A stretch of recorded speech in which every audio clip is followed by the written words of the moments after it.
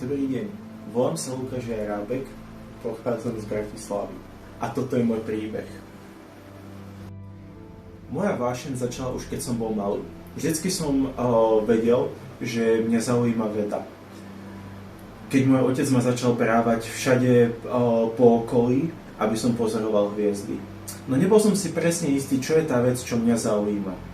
Ako malý som začal chodiť po rôznych súťažiach, či už to boli matematické, biologické alebo prírodovedecké.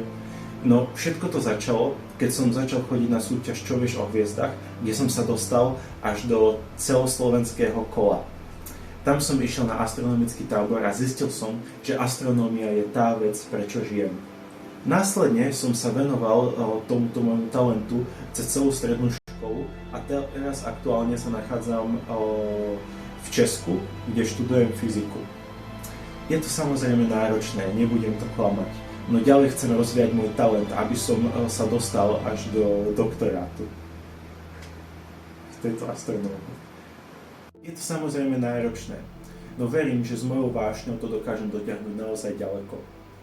Chcel by som využiť program Talenty Novej Európy, aby som mohol vlastne cestovať pomocou Európskej južnej agentúry za účelom astrofyziky až do ďalekého Chile. Táto organizácia poskytuje rôzne stáže v observatóriách, ktoré sa nachádzajú v južnej pologuli. A ja verím, že to je niečo, čo by mne presne vedelo pomôcť.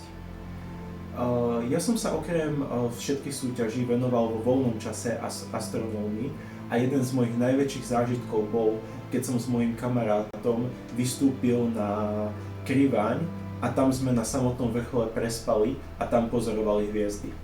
Bol to skutočne zážitok ako z iného sveta. Ešte doteraz na to spomínam.